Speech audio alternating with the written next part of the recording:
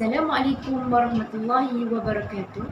Saya diberi nama Nik Syaira binti Saidi dari Institut Pendidikan Guru Kampus Ipoh, Perak.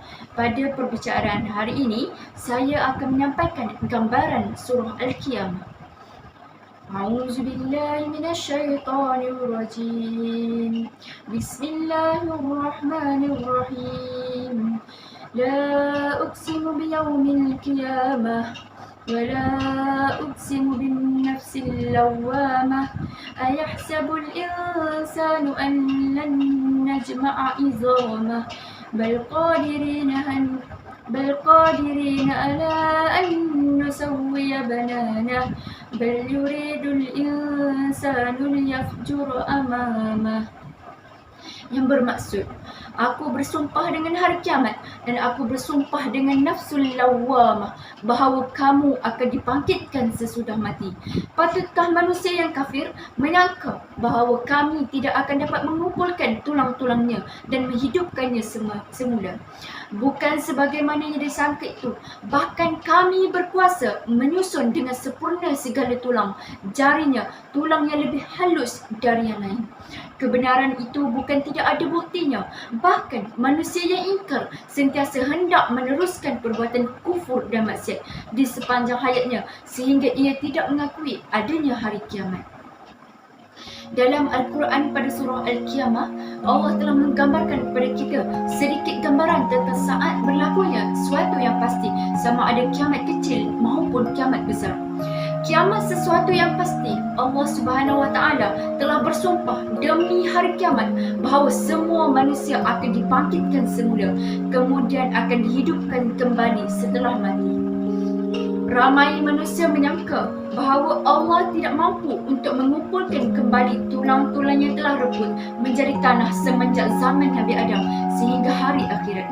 Sedangkan bagi Allah perkara itu sangatlah kecil. Sangkaannya demikian pasti meleset. Bukan sahaja tulang-tulang, hatta Allah mampu untuk menyamakan kembali cap ibu jari setiap seorang daripada kita. Malangnya, semua ini tidak memberi apa-apa erti bagi mereka yang tidak beriman. Malahan, ada di antara mereka yang mengejek-ngejek dengan ejekan, bila kiamat? Maka jawapan bagi soalan yang demikian, hari kiamat pasti datang. Pada waktu itu, kegerunan pasti terpancar di mata kamu. Pada hari itu, bulan tidak akan lagi memantulkan cahaya.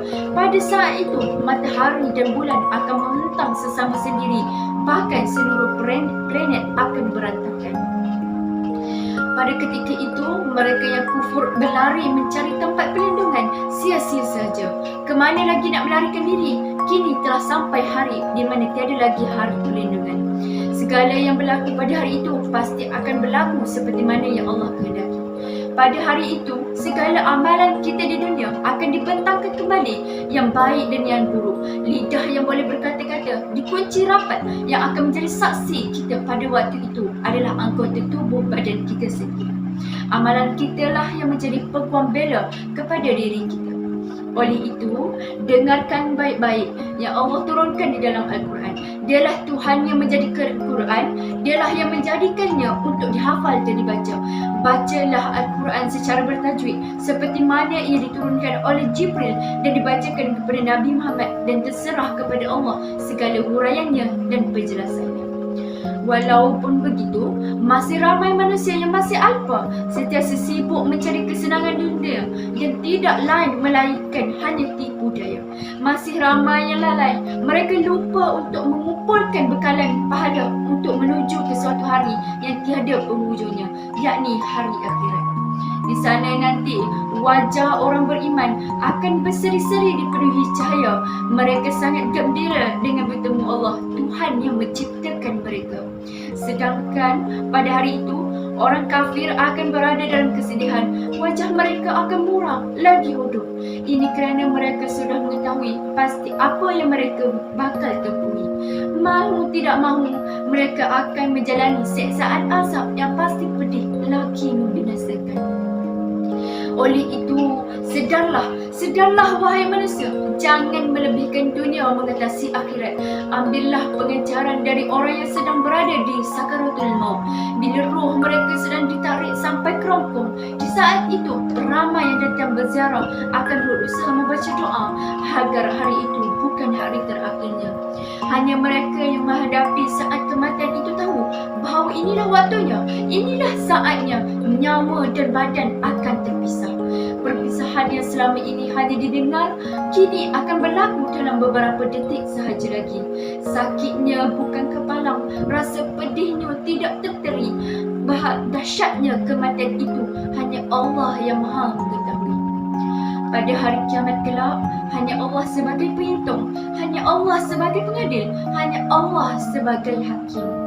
Malangnya, masih ramai yang mengingkari hari pembalasan ini. Masih ramai orang yang mendustakannya. Masih ramai yang tidak menjaga solatnya. Malah masih ramai yang menolak dan tidak mahu mendengar nasihat-nasihat agama. Betapa sedihnya, masih ramai yang berlagak sombong, berjalan di atas bumi dengan angkuh. Mereka lupa bumi ini milik Allah. Cuma satu peringatan untuk mereka yang kufur. Kini semakin hampir hari kematianmu.